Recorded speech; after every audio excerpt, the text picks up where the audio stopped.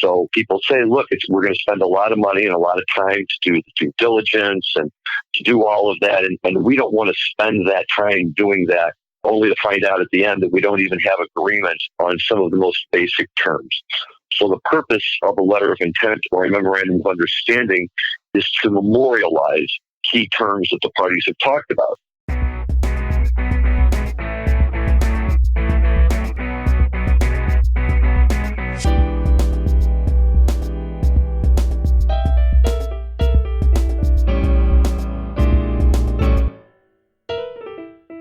Hello, everyone. Welcome back to Cashing Out, brought to you each week by Hoban Law. With me, as always, I have my co-host, Dena Jalbert from Align Business Advisory Services. We also have our legal advisor, Larry Mishkin from the Mishkin Law Group. Hello, guys. Hi, Dan. Hi there. So this is fun. We have both of you guys. Normally we call in Larry, but I thought we have a couple big topics that we want to tackle, and I think it's good that we have everyone together. But maybe before we jump into it and just dive into everything, Dena, maybe you could give us a quick update. I know everyone was away during the holidays, and what's new that we can share with our listeners? Yeah, it's more, I think, expanding on what we were talking about last week, and that the holiday slump, it gets quiet. Everyone tends to head out of town, and that can really pause momentum. We kind of had a bit of that holiday hangover, as I like to say, this week. I think folks were just finally coming back into the office, and of course you're playing catch up. You're playing catch up meanwhile trying to plan for the new year. And so traditionally what we see is kind of a shotgun start once folks have their initial partner meetings, initial strategy meetings here in January, once they're all back, and they're anxiously trying to get out there and get aggressive and start making things happen. So usually by about mid-January, we start to see a ton of activity and interest. I think, prior to the holiday, we were in conversations with about 5 different interested parties, which is fantastic. And we're just going to resurrect those and try to keep the momentum going and, hopefully push towards getting some offers and some term sheets to look at. Well, and that perfectly segues us into one of the main topics that we wanted to talk about today, and that's getting an offer letter or letter of intent. And that's why I'm glad that Larry was able to join us right from the beginning, because I know the next thing that comes is we'll start getting offer letters from people or letters of intent from people. Is that correct, Dena? Yeah. All right, so I'm going to throw this over to Larry. Larry, let's just start like I've never seen a letter of intent. I've never seen an offer letter. Just give me the very beginning, basic. What is it? How does it work? Sure. That's a great question, and this is a really good topic to talk about. Terminology. On the one hand, there's an offer letter. On the other hand, there is a letter of intent, or what some people might call a memorandum of understanding. Here's the quick difference. An offer letter is the person coming to you and saying, I will buy your business for these terms. They're making a proposal to you, and you can negotiate those terms. You can write back. You can do whatever you want. But an offer letter is typically one-sided, one party to the other. Whereas a letter of intent or a memorandum of understanding is actually an agreement in and of itself where terms are put down on paper and both sides sign off on it. So it's kind of the next step. They give you an offer letter. You look at it. You think, hey, I think we can do business together. So people say, look, we're going to spend a lot of money and a lot of time to do diligence and to do all of that. And we don't want to spend that time doing that only to find out at the end that we don't even have agreement on some of the most basic terms. So the purpose of a letter of intent or a memorandum of understanding is to memorialize key terms that the parties have talked about: price, payment terms, timing, other issues that might be specific to a deal. And these are the kind of things where you say, look, if we can't even agree on a price, why should we spend a lot of time looking at each other's documents and paying lawyers and accountants and everybody else to do all of this work? And really, the key is on a moving forward basis. If I'm going to go through all of that due diligence work, I don't want to return to the table only to find that all of these terms are back open for negotiation again, as though we're just starting. But here's the part about a letter of intent and an MOU that often confuses people, because we're talking about trying to memorialize key terms. But people always say to me, well, is this a binding agreement? And the answer to that is, it depends. We have letters of intent and memorandum of understanding that are binding, and we have some that are non-binding.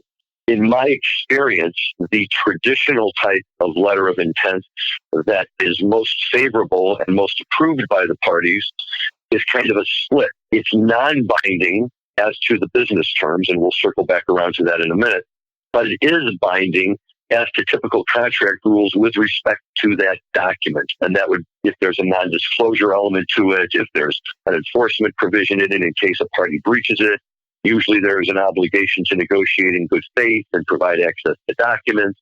It might say that I'm giving you the exclusive, period of 1 month to negotiate with me to purchase this property.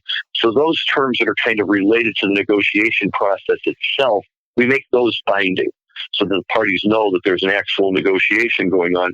But typically, I will tell my clients, look, you don't really want to agree on a price yet if you haven't done the due diligence and seen all of the documents. Those key terms ultimately can be renegotiated once all of the due diligence is done and the parties are ready to move on to the final steps before actually signing binding contract that will carry them through. No, I was going to say, I've seen in some deals where they won't agree on a price, but they'll agree to a multiple of some aspect of the business. Is that a common method? It is, and that's really one of the nice things about one of these agreements as well. And people can say, look, we're going to agree that the price will be based on a multiple, and here's all we're going to look at for purposes of that multiple. In other words, the letter of intent can set the tone and the ground rules for the future negotiation on those issues which are not yet finalized, and sometimes parties do that as well. So that's a great example. Dena, did you have any questions for Larry before he rolls on to the next phase of this? Yeah. So, Larry, a question we often get is around exclusivity in an LOI or an MOU. And maybe you could talk about what exclusivity is as it pertains to the stage of where you are in a letter of intent. Sure. And that's another good question. In fact, that was the very next point on my list of things to get into, because that's a term that does come up very often in letters of intent. And it is a term that is typically a binding term, even if the overall key business terms are considered non-binding. So with exclusivity, what this will typically mean is that a buyer will agree with the seller that for a certain period of time, the seller will not be looking to sell business to anyone else. They won't entertain negotiations with anyone else.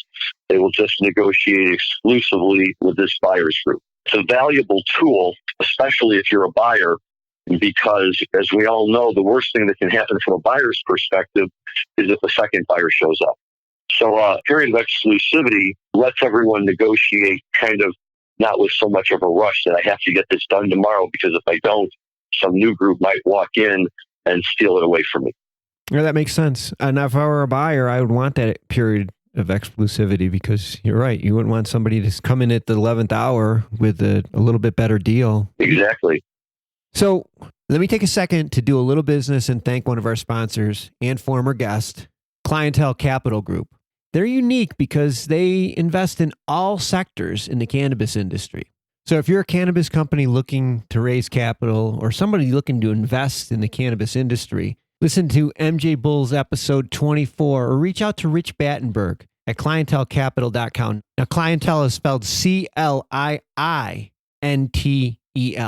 So it's clientelecapital.com.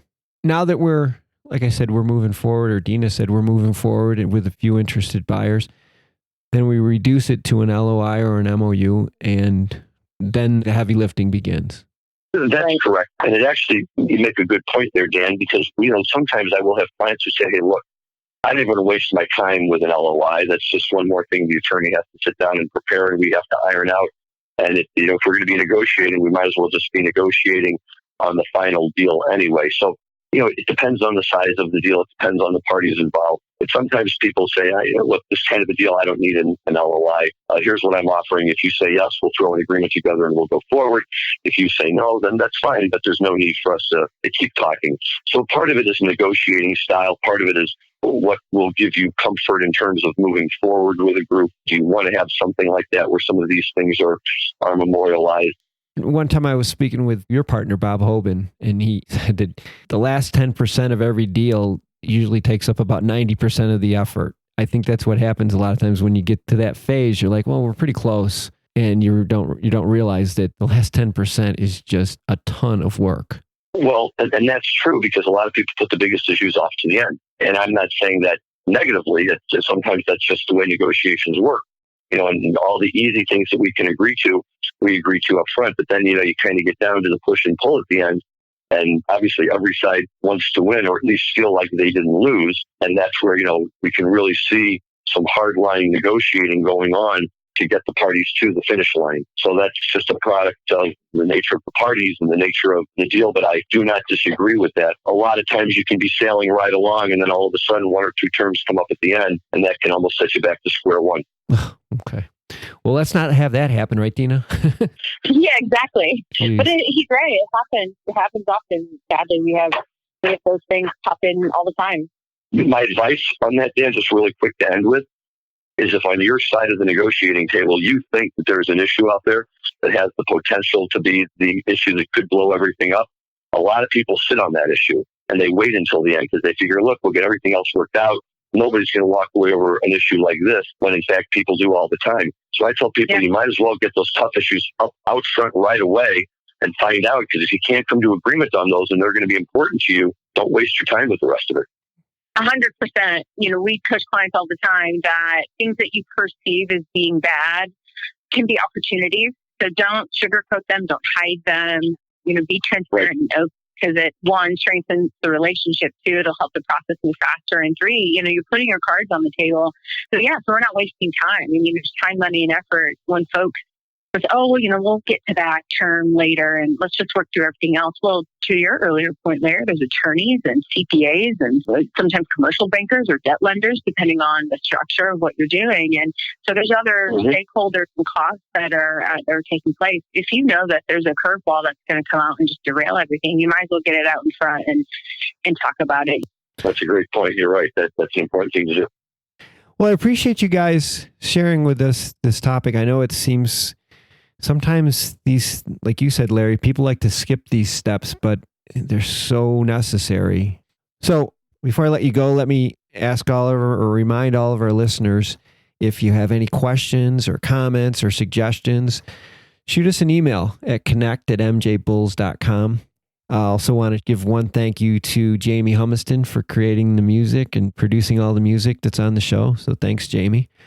Dena, Larry, hopefully next week we're going to have some exciting news and we'll have but I look forward to having you guys back on next week for another exciting episode of Cashing Out.